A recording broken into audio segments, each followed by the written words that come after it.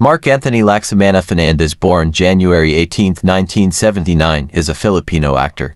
He is the son of actor Rudy Fernandez and actress-politician Alma Moreno. Fernandez achieved fame in Guapings, starred in films, faced legal troubles, rehabilitated, returned to success with GMA, and rejoined ABS-CBN. Fernandez married Melissa Garcia in 2006 and separated in 2014, having a son, Gray Cameron.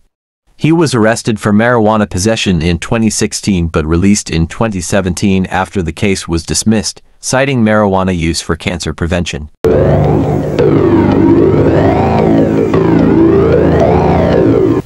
Nagsisisi na siya, anak.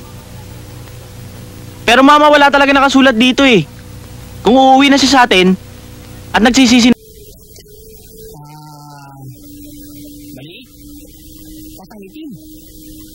So wala ring thrill. Alam mo, pinakamagandang gawin mo, bilangin mo yung medis dyan. Ha? Bakit?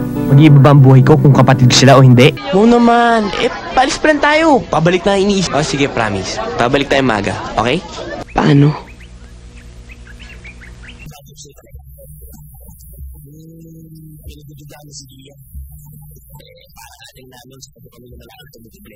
Alam mo naman ang cargo natin tong dalawang batang to. Nandun mismo, nalingat lang. Ikaw sinungaling ka, upakan kita. Iyan niya.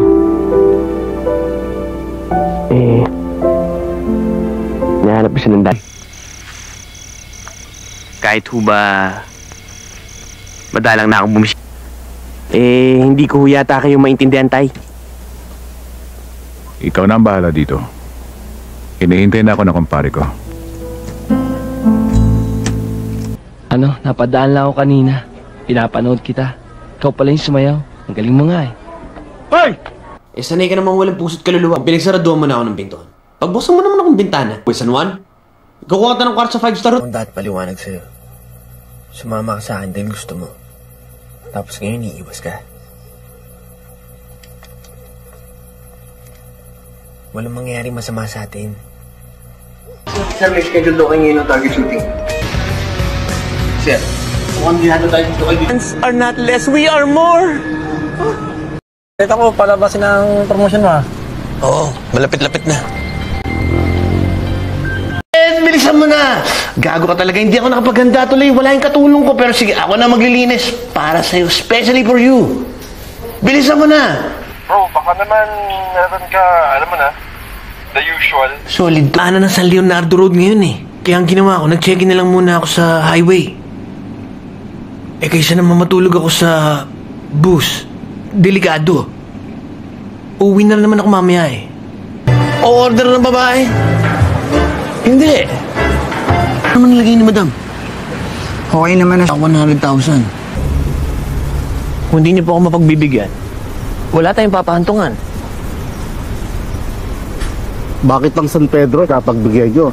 Kami mga taga Santa Cruz. Wala ba sa inyo?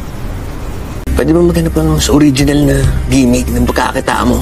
Sa akin magagaling yung pagbubunga nga sa inyo. Sabihin niyo na, ang dami niyo pang paikot-ikot eh. Mga kapanalig, pinaglalaban. Kasi yung binata, wala akong binata. Kung merong may kailangan ng sorry dito. I-post mo ako sa FB na-coach mo ako. Marami ka na rin followers. Kahit nga mga nanay, naglalaway na sa'yo. Sikat ka na rin. Sarap. Magtatanduling ko ka na dito. Lucy, alam mo ba kung bakit masarap ang gawa dito sa panindirin namin? Ganon. Sige, tuloy na ako. Makilos? Buti na dumating ka. Pare, ako nang bahala. Huwag magalala. Hindi ko hahaya masaktan siya uli. Kaya naman pala siya hindi dumalaw eh. Kinuha naman niya ang trabaho niya. Wala tayong dapat pag-usapan. Magdedemanda ako bukas at kukunin ko ang custody ni Nina. Ako napili niyang lapitan at sabihan handa niya sa sumuko. So, na-announce ko na! Huminahon ako, hindi ako pwede huminahon. Nawawala si Jennifer, anak ko. Paano maayusin to dahil kailangan lang? Way! Di ba nga pinlano ko pa to? Di ba nga kinunsaba pa kita? Nakalimutan mo. Business pa rin ang stasyon na to. Paniwala na magkasama tayo ngayon. Amerika. Magtatagal ba kayo dito ng mama mo? Hello, Marco. Hindi ka pa pupunta dito? Si Daddy nandito sa birthday ko kahit maraming problema sa buhay. Si Glenn. Binugbog kagabi. Kumalma ka lang. Mr. Sales, Nakita kita na nandun. Maraming salamat po sa pag-aswelto niyo sa akin. Nakakatuwa tong batang to, no, Katrina? Magagalit si Don Pedro. Baka hindi ka bigyan. Pag